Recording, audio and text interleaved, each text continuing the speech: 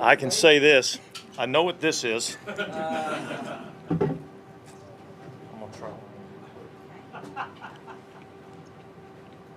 try. Not bad. I'm gonna share with you guys. All right, you can finish. I'm trying to watch my figure a little bit. Appreciate it. Thank you.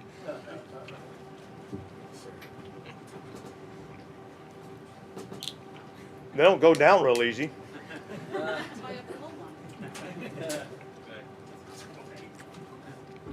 Awesome. Appreciate that. Yeah, I thought again, a lot of good work today. It's a little hotter today than it was yesterday. We got a little light on the offensive line today down there on the offensive side, and they got a really good front, and so it led to some challenges in terms of protection. But I thought our guys fought. I thought our guys battled through. A couple of guys took a ton of snaps.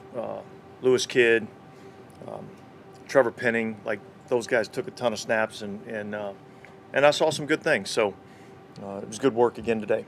Were you close to letting Jameis go today? I don't think so. That wasn't our plan coming out here today. Our plan was kind of go through a little bit of the same deal that we went through yesterday.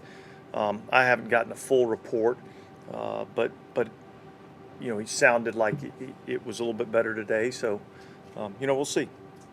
Is it possible he would play Friday night? No, I don't think so. Coach, there's some more skirmishes today than yesterday, a little more physical. What do you think that was? Why was that? Look, second day, everybody goes in and they get coached up a little bit, and so they come out with a little bit more fire the next day. It's, you don't like seeing it, but it's part of what happens in these practices when you're going against another team. So we dealt with it. We moved on from it, and I thought we had a couple of good days of work. Was Jarvis leaving practice related to that? Yeah.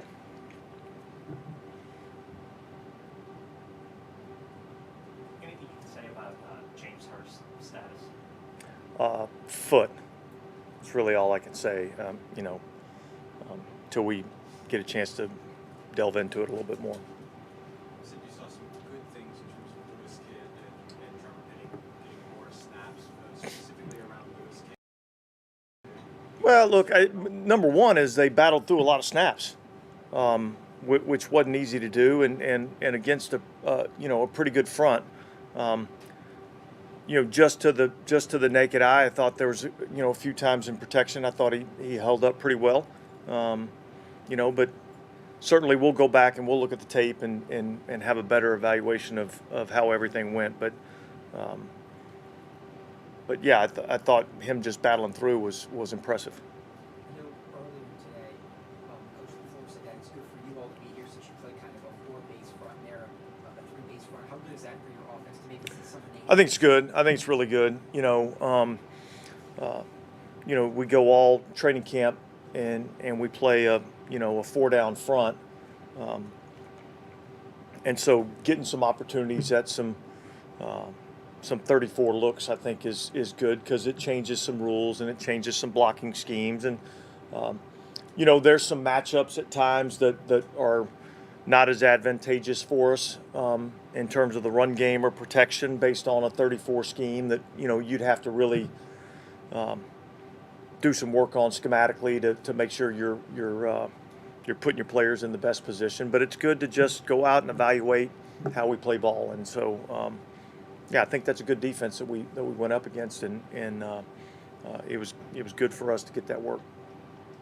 Coach, what's it going to take, do you think, for Michael Thomas to get back to what he did in 2019?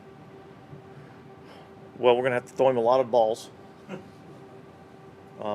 Look, I think he looks great. I thought he looked a little better today than yesterday. But when I watch Michael Thomas out at practice, I see Michael Thomas that I saw pre-injury. You know, I see a big, strong, physical wide receiver that makes a ton of contested catches. And I saw it. I saw it in these practices. So, what's it going to take? I don't know. I kind of see a guy that looks pretty good. Are you all having, sorry, I keep referencing up to the floor presser today.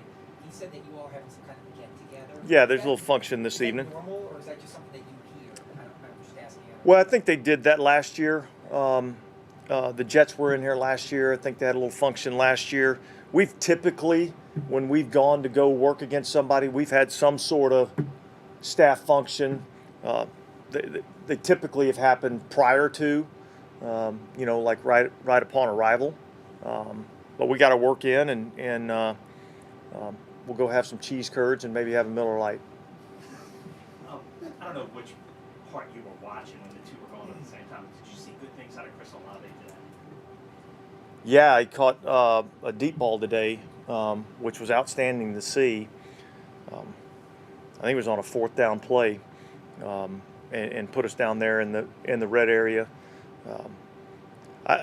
What I've seen out of him in the last couple days, I've seen some speed, I've seen some transition at the top of the route, and I've seen him catch the football.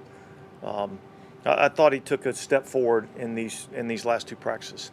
With the physicality that Mike Thomas and Jarvis bring to that position, is he sort of a nice complement to those 2 guys? Yeah, look, I think, we got a couple of speed receivers in him and Deontay Hardy.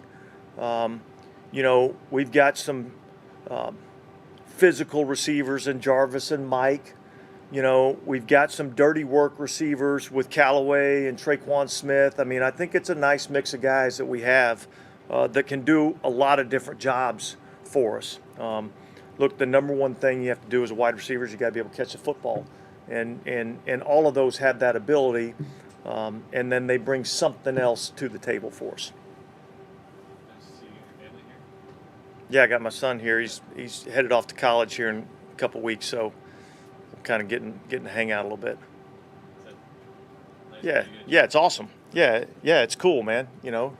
Your oldest son is heading off to college, so get a little bit of. Now I'm gonna keep him out of the Miller Lights, but Yeah, right. but it's been good. It's been fun. You were in here for part of DeMario's answers. What was it like hearing him, the linebacker, talk so highly of the defensive line specifically? Well, look, I think he understands that those guys make his job much easier. I think that's the one thing when you look our team in general, but our defense that's kind of grown together, over the last 5 or 6 years and really developed their own identity.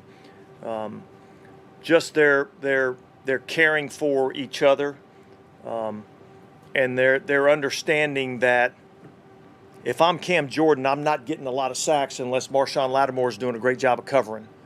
And if I'm Marshawn Lattimore, I'm probably not intercepting the ball or getting a ton of PBUs if we don't have any sort of pass rush. DeMario's not making 100 and however many tackles it is if we're not doing a good job of keeping offensive linemen off the second level. So all of those things work together, and I think our guys do a great job of understanding what team defense is really about. How do you see Cam Jordan speak up and stand out from that group specifically? Well, I think he talks a lot. Yeah, look, I mean, there's a leadership quality in Cam, and you see it, and he works with these young guys and tries to show them some of the things that he's learned over his career, and I think that's been beneficial. And I think, look, we've got a little bit of that in every single room, a real veteran presence. Call it Tyrann Mathieu in the DB room. We got DeMario with the linebackers, Cam in the front. I think that's, having that good mix of, veteran players and young players, I think is good for our defense. We've seen a little bit of addition of veteran players, particularly at the linebacker spot with John Bostic and Kiko Alonso. Has that been an emphasis, veteran depth as well, or veteran additions? Yeah, look, I think so. I think here's the interesting thing about the linebacker position, right? So we've got DeMario, who's obviously proven. We've got Pete Warner, who we felt really good about in what he was able to do last year. And then we have a lot of guys that we're still kind of trying to figure out about. Some of which have, made some significant strides. I think Caden Ellis is a guy that's made some progress, and we've got to find out who's going to be that next guy that can go into the game and help us. And I think that's what this whole evaluation process is all about. Did you guys run more stuff like in these practices that you do the preseason game or at least the last preseason game just starts with this? No, probably not. We didn't get too exotic with what we were doing. I think this was one of those deals where you want guys to just go out and play, and be able to, evaluate. And so that was kind of the thought process coming in, so we played. We were kind of, I don't know if vanilla is the right term, but we didn't do a ton. What would you like to see out of this second preseason game? Yeah, I think again, just go out and compete.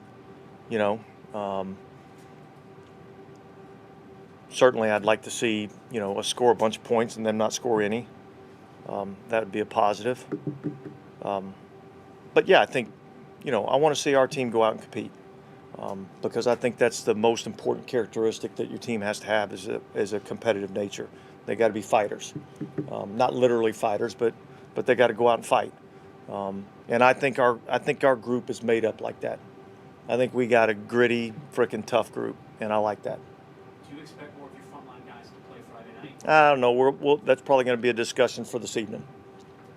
You mentioned Caden Ellis as somebody that's taken some strides. Is there anything specific in terms of maybe where he's taken the most strides, where you've seen the most development? Yeah, look, I think his ability to play off the ball, and so I think he's probably in as good a shape as he's been in. I think he's moving really well. I've always known that he can play on the line of scrimmage. He's probably got the strongest hands on the team in terms of shedding blocks. So he's a slippery rusher, and so I wanted to see him take some steps forward in terms of an off-the-ball linebacker, playing the Mike linebacker position, being able to get in some matchups with some skill players, and I think he's done a good job. When you say Alvin's having like the best game that you've seen, what are some of the things that make you feel like Explosive, practicing hard, being a leader, helping the young guys. I've seen all those characteristics. There's some plays that nobody pays attention to where we're throwing the ball on the opposite side of the field, and I see him burst and go, developing that habit because he may be the one that springs the block to spring the ball carrier. Those are things that we ask our guys to do. And look, when Alvin Kamara's doing it, it's pretty easy to demand it out of everybody else. And I see those characteristics out of him. Okay, thanks, guys. Here you go, Doug.